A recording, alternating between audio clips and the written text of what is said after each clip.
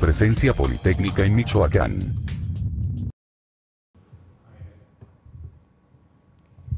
Hola, buenas tardes a todo nuestro teleauditorio. Mi nombre es Lupita Cruz Navarro y soy parte del personal docente y de investigación del CIDIR Unidad Michoacán. Hoy, martes 2 de diciembre de 2014, participaré como conductora de este programa televisivo que se transmite en vivo desde el canal 34 TVC Jiquilpan, denominado Presencia Politécnica en Michoacán. Este programa abre la oportunidad de que los investigadores del CIDIR den a conocer a la sociedad los trabajos de investigación que se realizan en el centro. Precisamente con la intención de dar continuidad a la presentación de estos trabajos, hoy nos acompaña el doctor Francisco Covarrubias Villa, quien realiza investigación en el campo de la filosofía de la ciencia y la epistemología. Buenas tardes, doctor, y bienvenido. Buenas tardes. Una manera protocolaria de iniciar esta entrevista, bueno, es ¿cuál es, doctor, tu formación académica? Bueno, yo estudié la licenciatura en Ciencias Políticas y Administración Pública, la maestría y el doctorado en Ciencia Política en la UNAM. Me he ocupado fundamentalmente en hacer investigación propiamente en el terreno de la epistemología y de la filosofía de la ciencia. Además del Instituto Politécnico Nacional, ¿en qué otras instituciones educativas has colaborado? Muchísimas. Por ejemplo, estuve 21 años trabajando en la UNAM. En la UNAM di clases en bachillerato, en licenciatura, en maestría, en doctorado. Después estuve en la Universidad Pedagógica Nacional, pero también he estado colaborando con instituciones como la Universidad Juárez de Durango, como la Benito Juárez de Oaxaca, la Normal Superior del Estado de México, son muchas.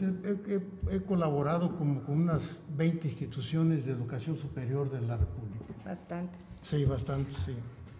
Doctor, como investigador, ¿consideras conveniente y trascendental el que los resultados de investigación sean plasmados, por ejemplo, en textos formales, para difundirlos en libros o artículos publicados en revistas especializadas? Por supuesto. La manera de comunicarse o de comunicarnos entre los investigadores es fundamentalmente por medio de artículos científicos en revistas arbitradas, unas de carácter nacional, otras internacional. Pero bueno, en el terreno de las ciencias sociales y de las humanidades, esta modalidad de la comunicación por medio de artículos es nueva, Digamos, las ciencias sociales y las humanidades se comunicaban los investigadores por medio de libros. Entonces, esta cuestión de los artículos es una práctica que se generó por allá a finales del siglo XIX y, digamos, se convirtió en la manera principal de comunicarse entre los científicos de las ciencias duras.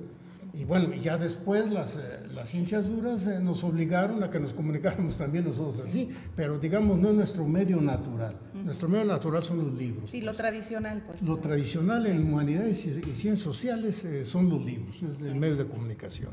Bueno, lo que pasa que es poco común, de alguna manera, no es un tanto casi inusual el que el personal de investigación se dé justamente a esta tarea, a realizar este tipo de actividades, ¿no? Por ejemplo, como las que tú desempeñas, que es esta de, bueno, buscar incluso desde el momento de formación de los recursos humanos, inducirlos, por ejemplo, para que vayan realizando ensayos en la elaboración justamente de artículos, y bueno, ¿por qué no pensarlo ambiciosamente, el llegar incluso a publicar un libro, ¿no?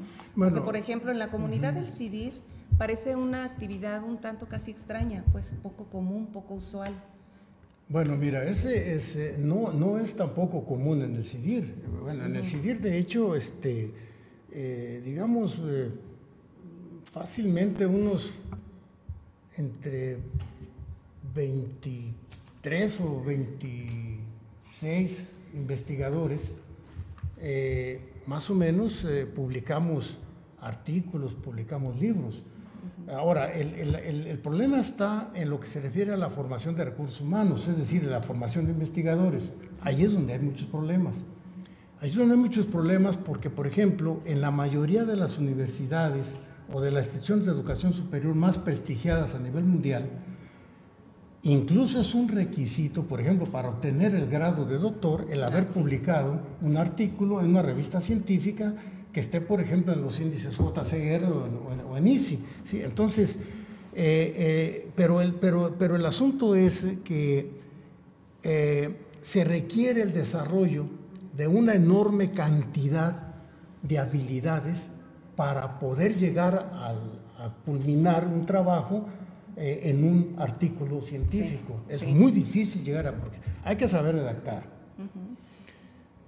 hay que saber investigar, pero además hay que descubrir o inventar algo, o construir una nueva interpretación de un fenómeno, o construir hipótesis científicas, resolver un enigma de una teoría, etc. Entonces resulta sumamente difícil poder llegar a ese nivel.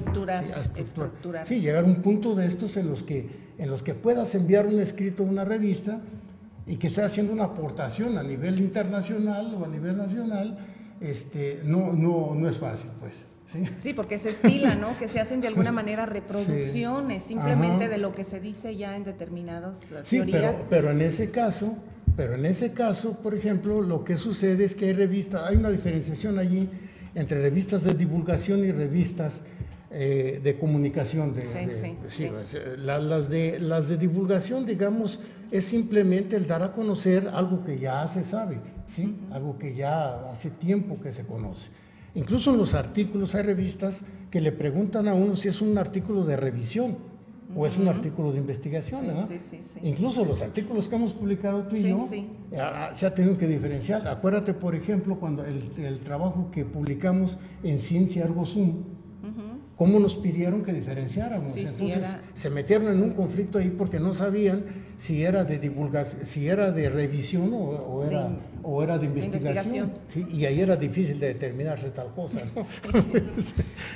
Doctor, en los 21 años que tienes como miembro del Sistema Nacional de Investigadores, además del libro editado por el Instituto Politécnico Nacional en este mes de junio de este año, que por cierto está por salir a la venta y del cual somos autores, ¿cuántos libros has publicado? A ver si me es que por aquí traigo ese... Bueno, como autor o coautor he publicado 22 libros y 13 capítulos en libros. Una buena cantidad. Sí, esto refleja, ¿no?, toda una experiencia. Bueno, por lo menos eso está reflejando una edad muy avanzada de mi parte, ¿no? Por lo menos, ¿no? Además de los libros, bueno, hay otra modalidad conocida, por ejemplo, entre todo el personal que realizamos investigación para dar difusión a los resultados de investigación, por ejemplo, como lo es justamente la publicación de artículos en revistas especializadas y arbitradas. ¿Cuántos artículos has publicado? Mira, artículos en revistas arbitradas he publicado 34. 34, pero además soy miembro del consejo editorial de creo que son 3 revistas internacionales y de 2 revistas nacionales, y soy árbitro de muchas revistas, muchas revistas de Brasil, de Estados Unidos, de Chile, de Colombia, y de algunas revistas aquí en México. Son varias, son como unas 6 o 7 de las que soy árbitro. ¿Sí? Una pregunta casi obligada, doctor. ¿Por qué la investigación en filosofía de la ciencia y la epistemología? Fíjate que esta pregunta se la hice yo al doctor Hugo Semmelmann, que falleció recientemente, hace año y medio aproximadamente. Esta pregunta se la hice en un programa de televisión del ILSE. Le dije, mire, doctor Semmelmann, se escuchan muchos comentarios en el sentido de que lo que investiga usted, y que también investigo yo, es un conjunto de mafufadas que no tienen absolutamente ningún sentido, que no sirven absolutamente para nada, ¿no? Entonces, le pregunté, bueno, que qué pensaba de eso, ¿no? Él me decía que porque la función de pensar es lo que diferencia al ser humano del resto de los animales, y que los llamados científicos y los llamados investigadores no siempre poseían esa facultad. Era muy agresivo el doctor Demerman. Decía que, una crítica muy fuerte, que incluso había investigadores, él les llamaba consagrados, que no tenían ni la más remota idea de lo que era ejercer las funciones de la razón, que llamaba él, ¿no? sí. Bueno, lo que yo te respondería es que yo me ocupo en esto porque cuando yo elaboré el esquema de investigación de mi tesis de licenciatura, recuerdo que eran como unos 5 ámbitos de indagación del esquema de investigación, y el primero de ellos era metodología. Entonces empecé a investigar lo que correspondía al primer ámbito de indagación. Claro. De ahí saqué la tesis de licenciatura, la tesis de maestría, la tesis de doctorado, y como unos, ¿qué serán? Unos 17 libros de esa cuestión. Es decir, me pareció un mundo mágico aquello. Cuando empecé a analizar los problemas de la construcción de conocimiento teórico, me llevé sorpresas, o sea, era un estar sorprendiéndome frecuentemente de los asuntos con los que me estaba encontrando, como por ejemplo, ¿no? Como por ejemplo, el descubrir que existen formas de conciencia diferentes. Yo encontré 4. La forma empírica, la forma mágico-religiosa, la forma artística y la forma teórica. Entonces, bueno, los filósofos y los científicos son los poseedores de la forma teórica, etcétera, ¿no? Pero otra sorpresa fue que más del 99% de la población posee la forma empírica, y que el criterio que rige el pensamiento de la conciencia que tiene esa forma, que tiene la forma empírica, es el criterio práctico utilitario, es decir, se relaciona con la realidad, con su realidad exterior, a partir de la utilidad que le pueden proporcionar los objetos. Cuando alguien con una conciencia práctica utilitaria o empírica se pregunta ¿qué es esto?, en realidad no quiere saber qué es, sino para qué le sirve, cómo puede usarlo entonces, ¿sí? Bueno, entonces ese tipo de cuestiones fui descubriendo hasta llegar a cuestiones sumamente complejas, como podría ser, por ejemplo, esto último que discutía contigo, incluso hace 2 o 3 días, con relación al artículo que enviamos a la revista Andamios. ¿Sí?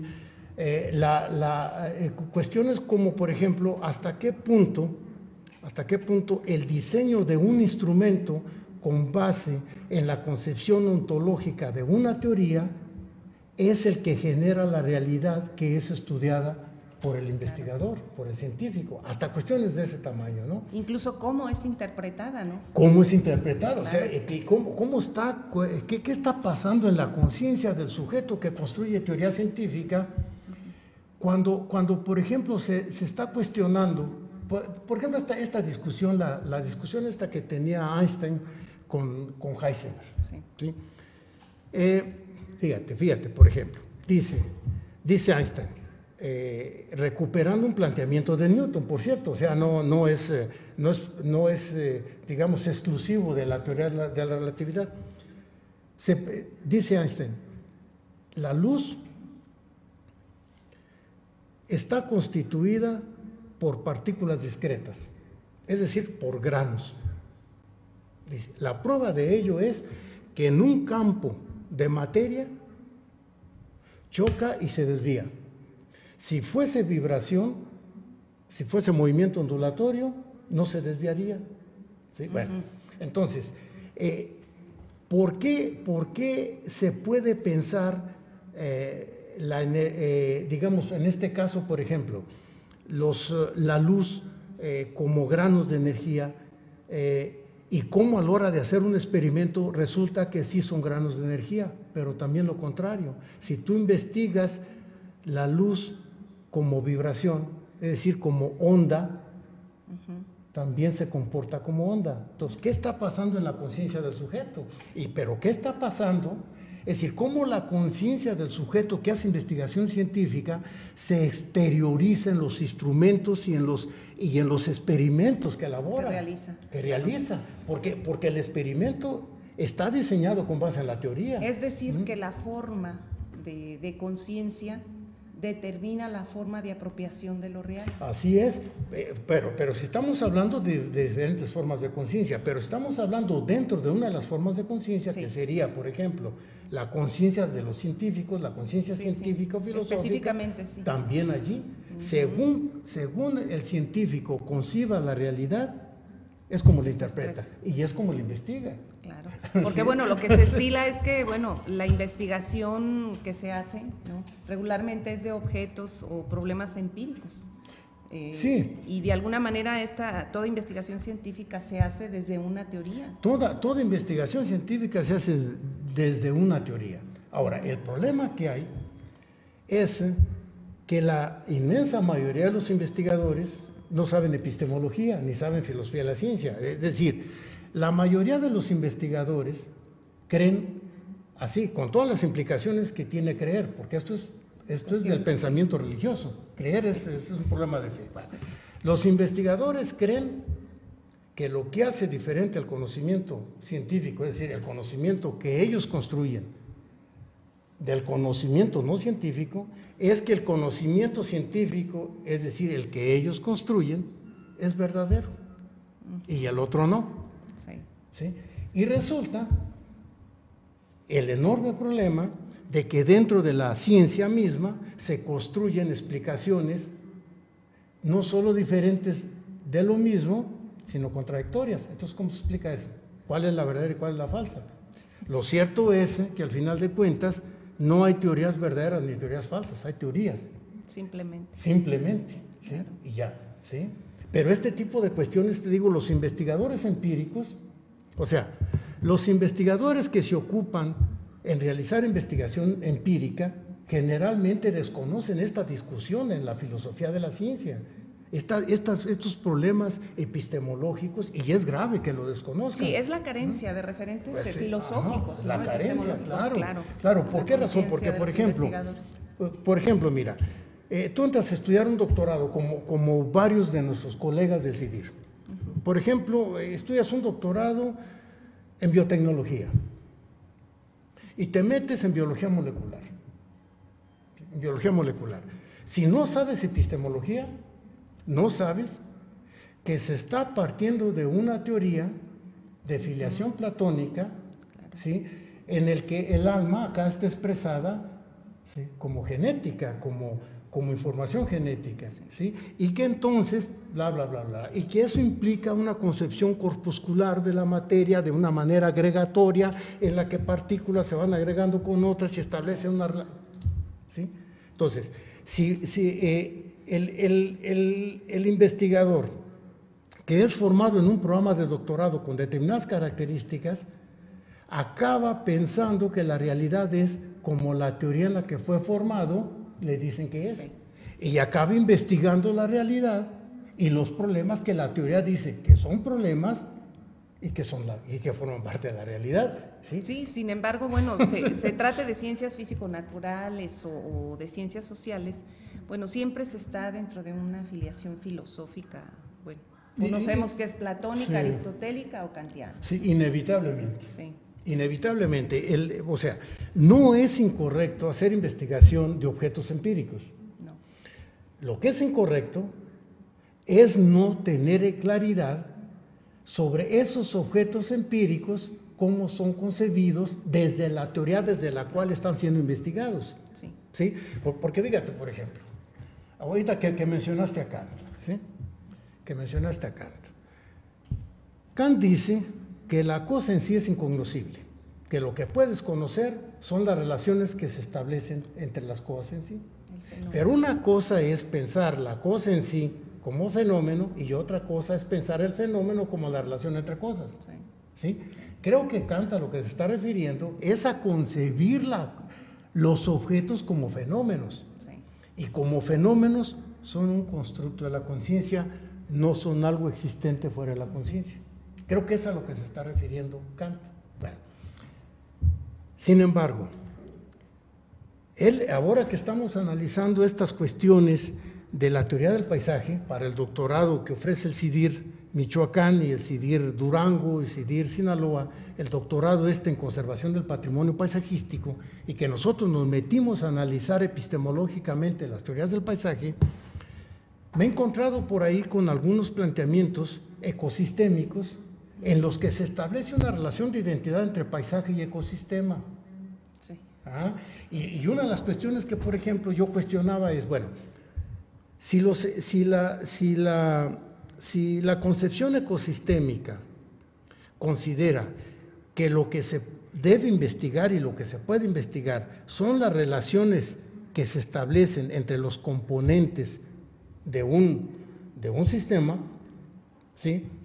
Yo me pregunto, o sea, y no las cosas en sí, yo me preguntaría, ¿y qué es eso? Es decir, si dices, no voy a estudiar las plantas o los vegetales, cada uno por sí, por especies, por ejemplo. No voy a investigar las especies de la fauna.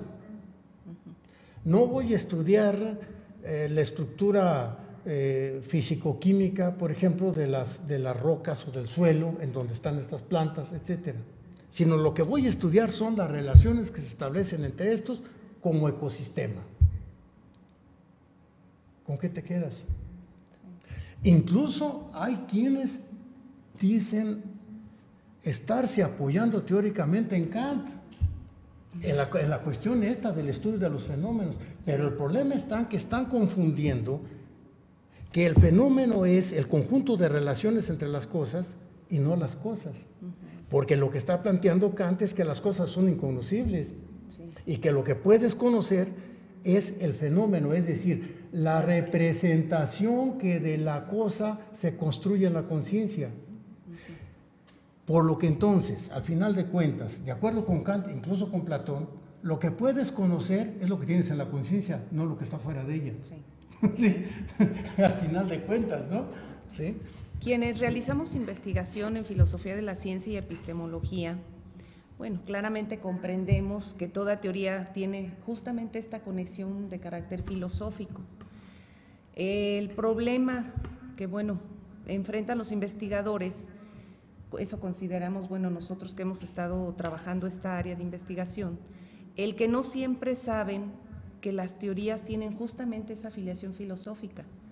Incluso ni siquiera están conscientes de que su práctica investigativa se realiza desde una teoría científica determinada, que eso me parece grave. Sí, es grave. Sí, es lo que te decía hace un momento, mira, porque por ejemplo, y es grave porque se piensa que la ciencia es el conocimiento verdadero, ¿sí? Y que lo que no sea científico, por ejemplo, la religión o la empiria o el arte, esos no generan un conocimiento verdadero. Bueno, pero vayámonos más al terreno mismo de la investigación científica, a ver qué es lo que pasa ahí. Cuando se desconoce la afiliación, cuando se desconoce el andamiaje categórico conceptual de la teoría desde la cual están haciendo investigación. ¿Qué es lo que sucede? Bueno, por ejemplo,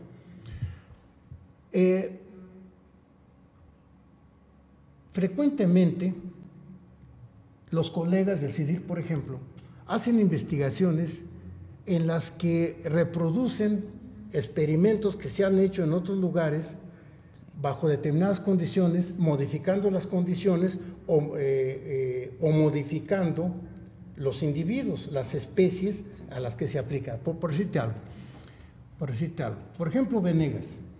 Venegas investiga la estructura, o sea, los procesos de generación de sustancias húmicas. ¿Sí? Entonces dice, bueno, en un sustrato constituido tanto por ciento de fibra de coco y tanto por ciento de de tal sustancia y tanto de esto otro, con una humedad tal, en un clima tal, en tanto tiempo pasa esto, pam, pam, pam, pam, pam, pam. ¿Sí? Bueno.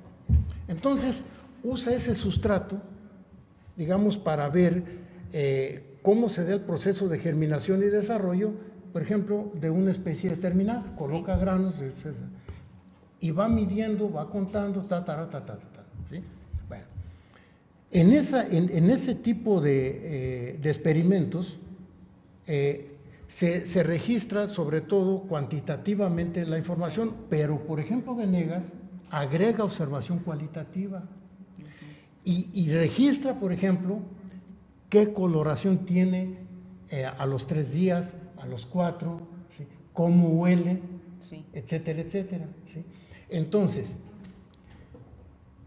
yo te puedo asegurar que Venegas así lo hace, pero no sabe, por ejemplo, que es aristotélica la observación cualitativa que realiza por medio de los sentidos, ¿sí? Y que allí está haciendo una descripción que es imposible de expresar matemáticamente, y que la está combinando con un registro matemático que está sustentado en la concepción platónico-pitagórica, ¿sí? En la que se sostiene que lo real, que la mejor manera de comprender la verdad contenida en lo real es expresándolo matemáticamente, porque lo verdadero es una estructura matemática. Sí. Entonces ve allí lo que está pasando. Ahí se está combinando la concepción aristotélica con la concepción platónico-pitagórica. Ahora, si un investigador conoce estas cuestiones, las cuestiones filosóficas implicadas en su práctica investigativa, ¿te imaginas todo lo que puede aprovechar ahí? Sí. Por ejemplo, en este caso concreto, se podría escribir un artículo o un libro, ¿sí? Por ejemplo, sobre las contradicciones entre la aplicación de la investigación cualitativa con la cuantitativa, sí, ¿sí? Y cómo ¿sí? Entonces, si no se conoce la trascendencia de lo que se está haciendo, evidentemente no puedes enterarte de si estás descubriendo algo, si estás haciendo una aportación. Sí. Por eso es por lo que se limita tanto el conocimiento, y por eso es por lo que no hay aportaciones, digamos, muy grandes, sí, frecuentemente, porque el investigador no sabe los alcances filosóficos, los alcances teóricos del trabajo, sí, que está realizando.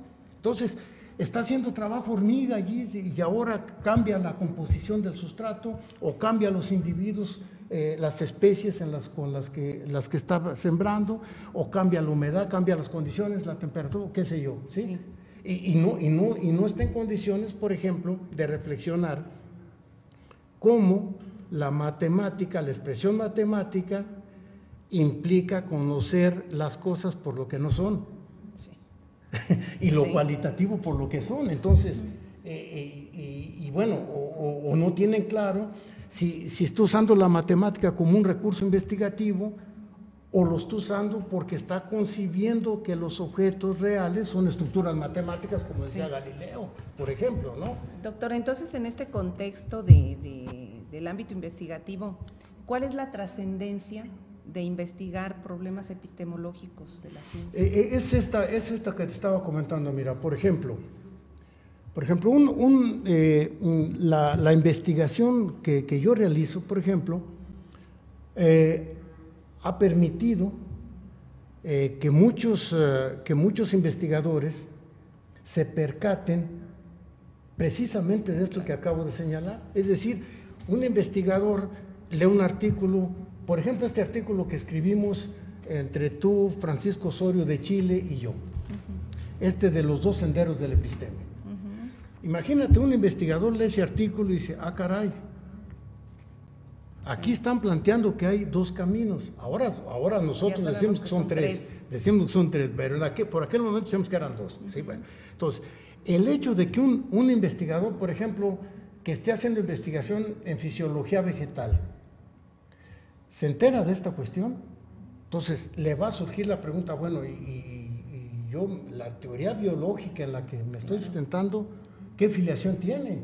¿Sí? Entonces empieza a investigar eso y al incorporar esta reflexión filosófica a su investigación empírica, Sí. puede llegar a hacer descubrimientos enormes que no puede hacer si no tiene formación epistemológica. Incluso resolver enigmas, ¿no? Resolver De enigmas, las o teorías. incluso construir nuevas teorías. Exacto. Mira, por ejemplo, así, casos así digamos, conocidos por todo el mundo, o bueno, casi por todo el mundo, también exagero a veces. Einstein es considerado así como la encarnación de la ciencia, ¿no? Es el hombre, es el científico por excelencia. Sí. Einstein era más filósofo que científico.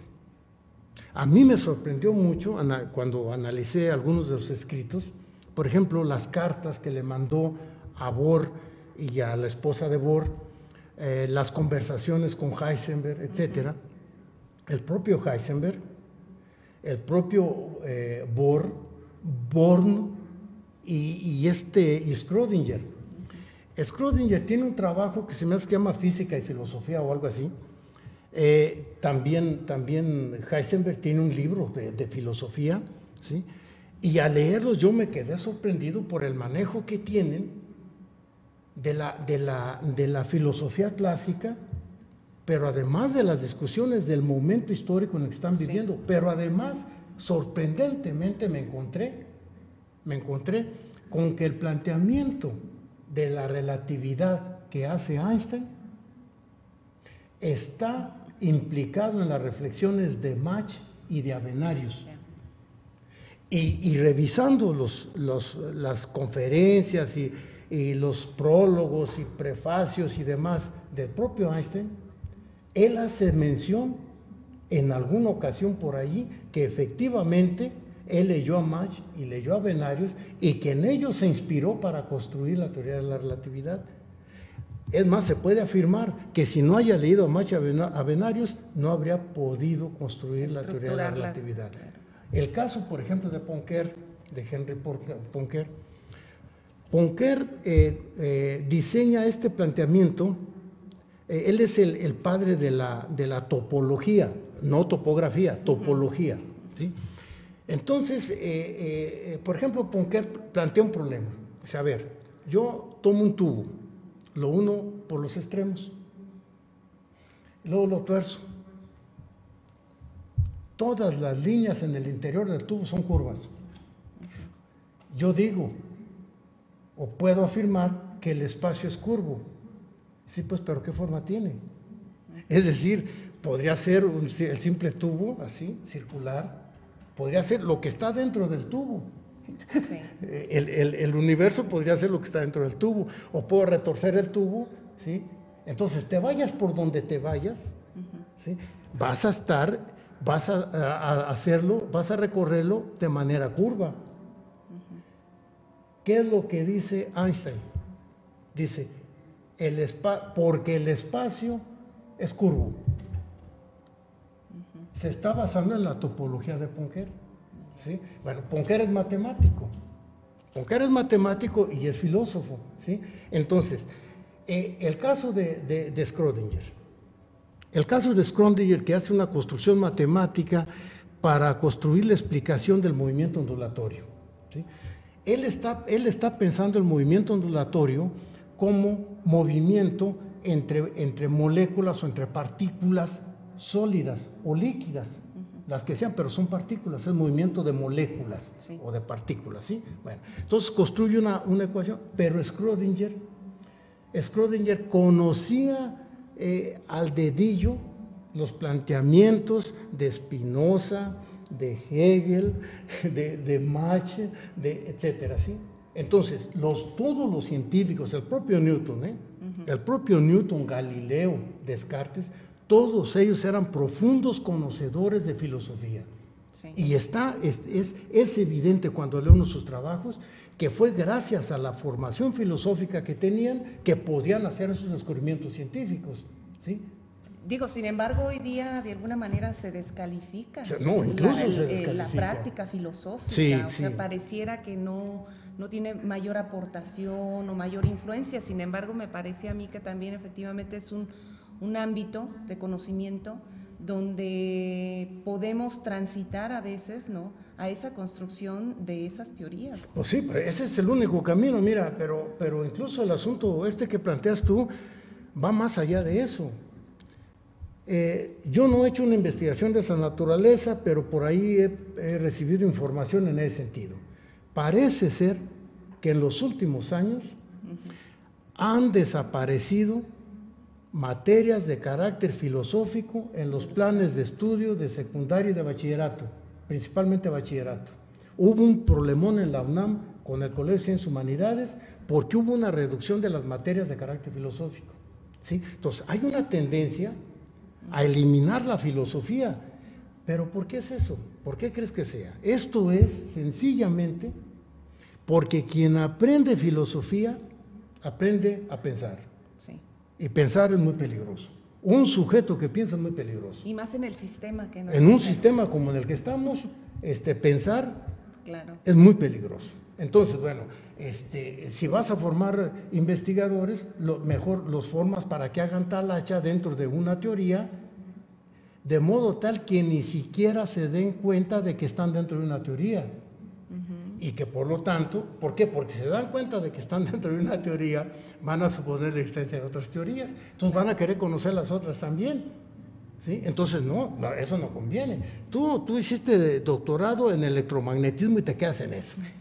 Tú hiciste doctorado en biología molecular y te quedas ahí. es una manera de coartar, ¿no?, la superación de la razón. Así es. Y por ejemplo, si tú introduces epistemología o filosofía de la ciencia en los estudios doctorales, pues van a tener que discutir cuestiones como esta que estamos planteando aquí, de que de que cada teoría científica está sustentada en una racionalidad determinada y que esa racionalidad está constituida por un andamiaje categórico conceptual y que no es verdadero ni es falso, sino que es una manera de concebir la realidad y por lo tanto de investigarla. Sí. Y que finalmente lo más terrible de todo es llegar a la conclusión de que finalmente de lo que discutimos todos, científicos y no científicos, filósofos y no filósofos, religiosos, etcétera, es de lo que hemos pensado.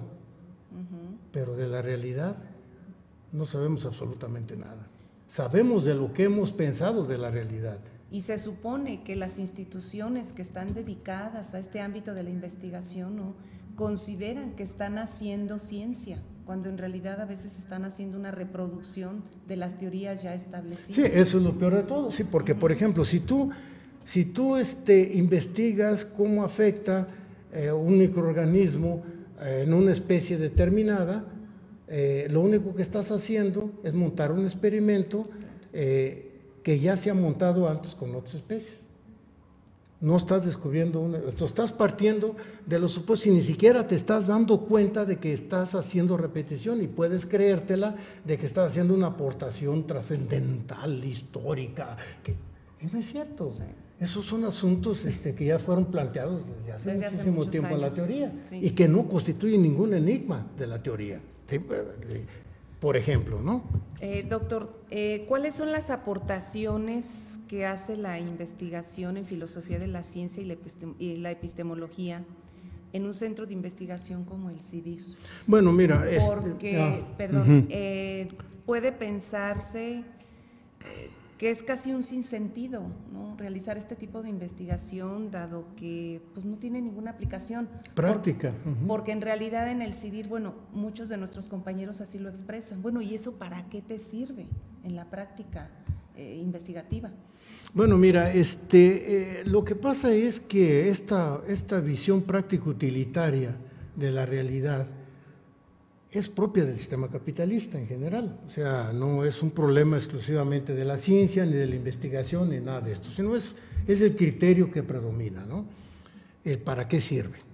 Entonces, esta manera de pensar, que es propia del pensamiento ordinario, que es propia del pensamiento empírico, también se ha depositado en la conciencia de los investigadores. De modo tal que, por ejemplo, efectivamente se ha llegado a suponer que es hasta pernicioso ocuparse en investigar este tipo de cosas y que efectivamente no sirven para nada. Bueno, para empezar, digamos, lo que los compañeros que hacen investigación de objetos empíricos, los productos que ellos generan son artículos, son libros, etcétera. También acá se generan artículos, se generan libros, se generan ponencias, incluso hemos presentado ponencias que han impactado, que han impactado en foros internacionales importantes. Mira, por ejemplo, esta ponencia que se presentó en Chile, en Concepción. Allí fuimos a discutir matemáticos y filósofos. Yo estaba muy nervioso antes de que me tocara la presentación porque había puras celebridades de Brasil, de Argentina, de Chile, sí. Muy especialistas. Gente, como decía el maestro Montemayor, muy picuda, ¿sí? Entonces yo presenté la ponencia y se armó una discusión terrible, que se rompió el tiempo allí que estaba establecido para esa discusión y porque se consideró que era muy relevante lo que estaba planteando ahí. Sí. ¿Sí? Bueno, entonces, también varios de mis libros han sido sumamente discutidos. Por ejemplo, Las herramientas de la razón se ha editado como unas 10 o 15 veces. El manual de técnicas y procedimientos de investigación se ha reeditado como unas 25 veces. ¿Sí? Y bueno, entonces quiere decir que hay un público que es relevante, que hay interés por estas cosas. Ahora, pero yo pienso que la trascendencia de estas cuestiones, es decir, de la reflexión filosófica de la ciencia y de la epistemología, donde más trasciende es en lo que se refiere a la formación de investigadores. Yo estoy casi seguro, fíjate lo que voy a decir, el atrevimiento, yo estoy casi seguro que no hay alumno mío que curse el semestre que imparto de metodología de la investigación científica en la maestría en producción agrícola sustentable, ¿sí?, que no entre en crisis en ese curso, que no ponga en cuestionamiento todo lo que suponía saber hasta que llegó allí. Que incluso lo consideran como la verdad absoluta. Que llegan pensando que están ante la verdad absoluta y ahí descubren que no hay tal cosa, ¿no? Bueno, entonces, creo también que, que allí es donde está lo más importante de esto, que al formar investigadores con este tipo de discusiones, con este tipo de trabajos, etcétera, estos investigadores egresan con características que los distinguen de todos los demás. Por lo menos los obligan, ¿no?, a hacer uso y ejercicio de la razón, como diría Platón.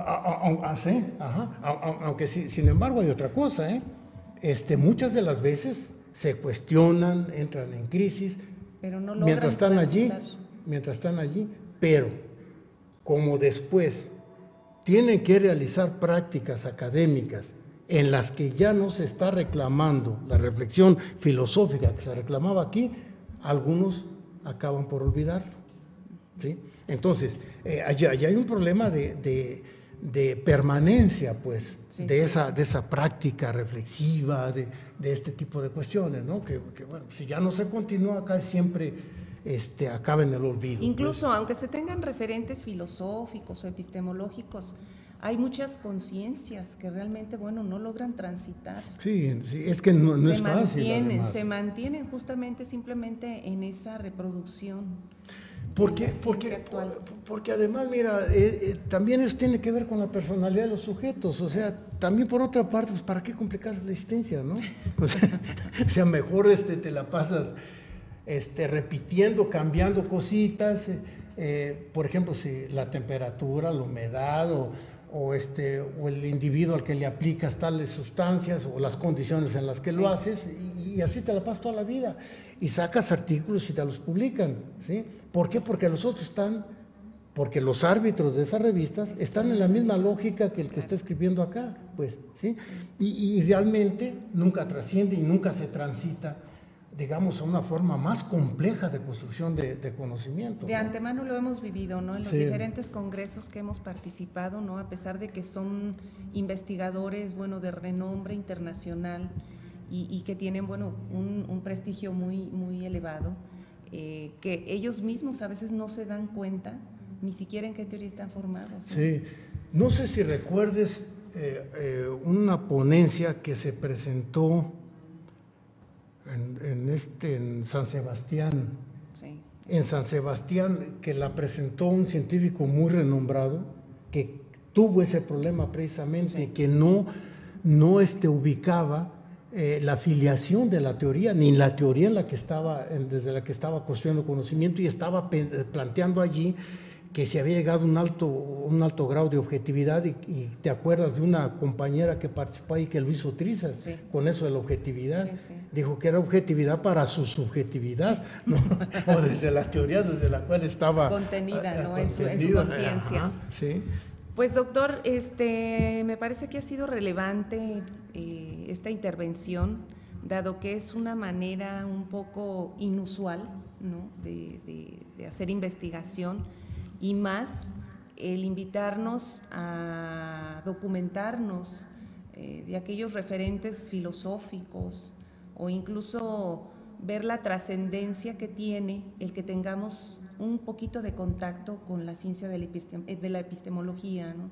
A mí me parece relevante, y más ustedes que están en contacto en su práctica docente con los alumnos.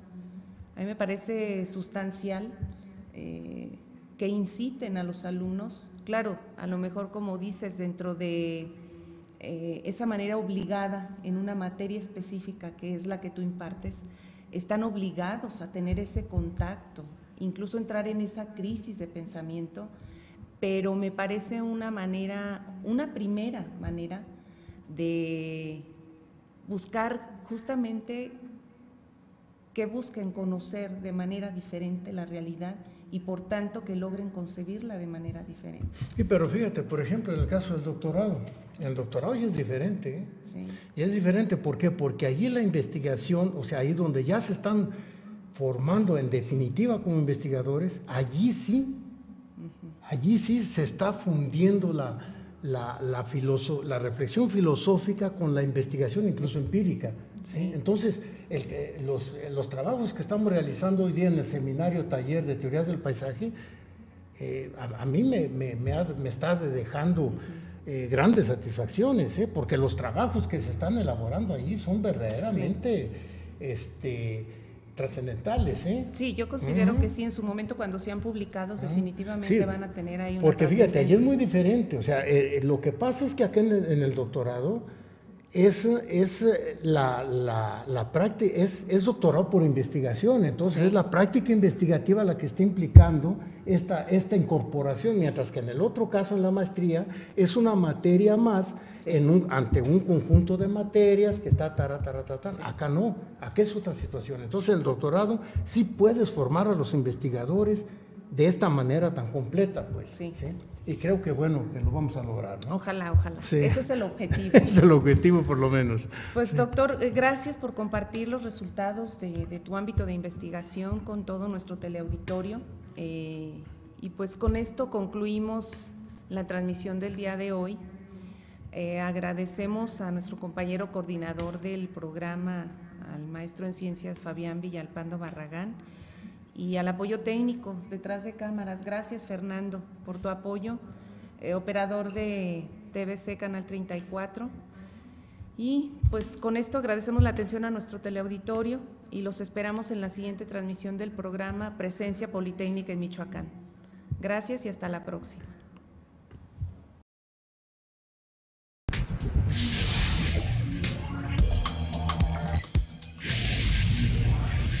Presencia Politécnica en Michoacán.